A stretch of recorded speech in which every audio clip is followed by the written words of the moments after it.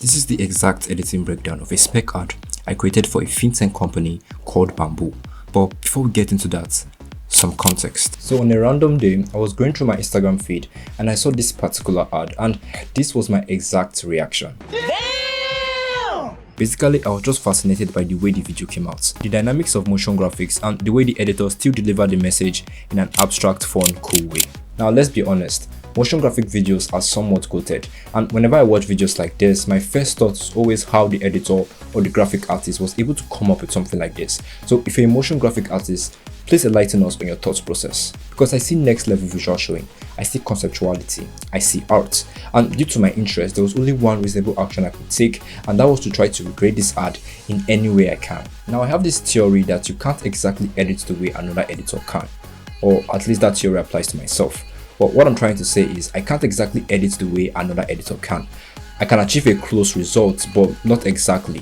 And this is because every editor is different. And that's the reason why the same video can look in 5 different ways when given to 5 different editors. It all depends on your definition of visual storytelling and how you want the video to come out. So by now, you should already know that this set out as a huge challenge for me.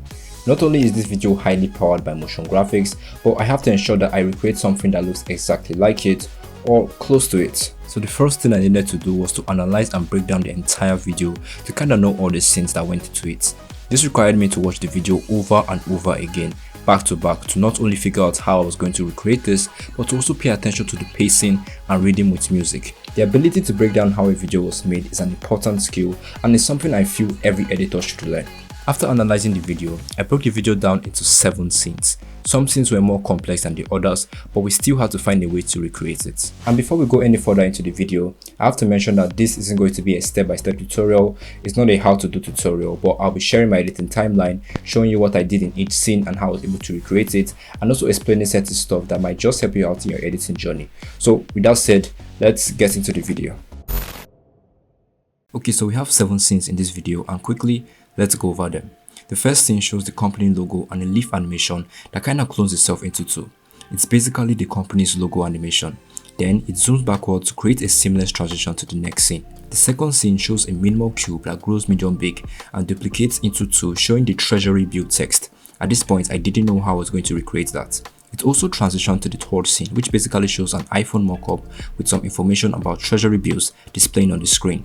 There's also some text above the mockup, and all these are suited in a creative background. For the fourth scene, it shows a scroll and some text above it. The fifth scene shows some text, the sixth scene shows the same logo animation we saw at the first scene, and the last scene says dream, invest and live, with a download on the Play and Apple Store button. For the first scene, what I did was to try to replicate the leaf animation. I know I could have easily just designed the leaf in Photoshop to look just like the leaf in the video, but because of time, I chose to utilize a green leaf icon.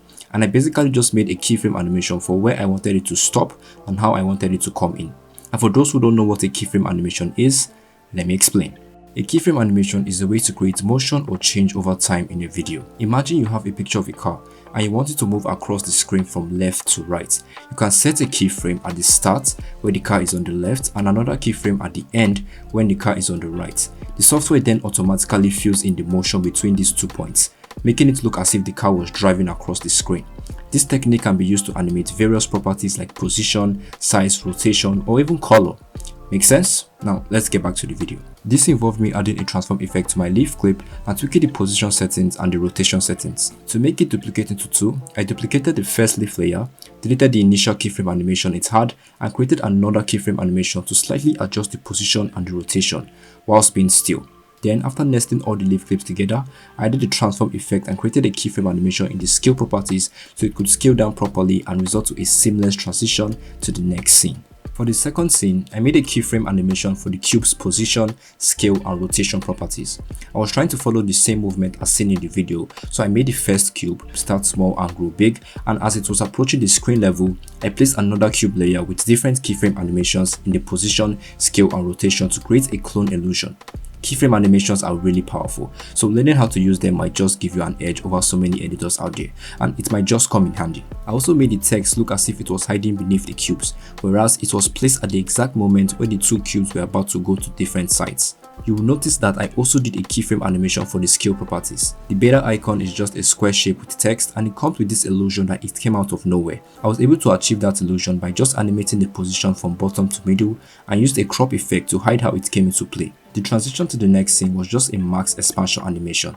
A max expansion is a technique used to reveal or hide parts of a video or image. In video editing, a max is an invisible shape or outline that controls which parts of the videos are shown. Max expansion changes the size of a shape, like making the whole bigger or smaller, so you can gradually reveal or hide elements in your video. In my case, it was initially at -84.0 and it grew up to 1048.0. In the third scene, I got this iPhone mockup from YouTube and I animated that coming into play. For the screenshot, it was just a random user interface from an investing app. I maxed that to the screen and it worked very fine. For the fourth scene, I made an animation for the scroll icon to come into play and I also added the text above. Basic stuff. In the fifth scene, I added a crop effect to the text, and because of the keyframe animation from bottom to middle, it sort of made it look as if it came out of nowhere. The sixth scene is basically just showing the logo animation that we made in the first scene but on a different background, and you best believe your boy just copied the layers of the first scene and placed it in the sixth scene. Simple. And for the last scene, I just did a simple text layout for the words dream, invest and live. And after everything, this was my recreation of the ad.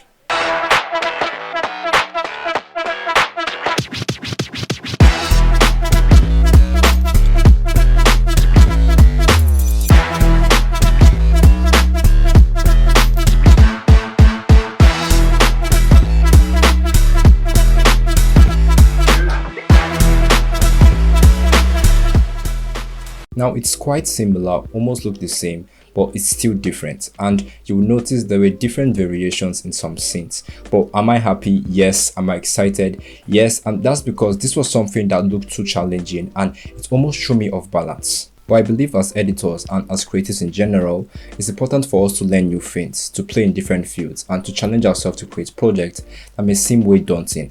And by doing that, you just increase significantly because you just worked on something that might have taken an entire team to create.